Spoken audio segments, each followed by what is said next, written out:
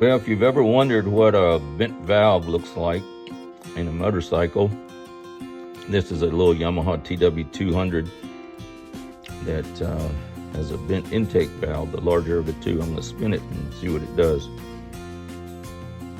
See the air through there? This bike has zero compression because of that gap. It's not a lot of bend, but it doesn't take much.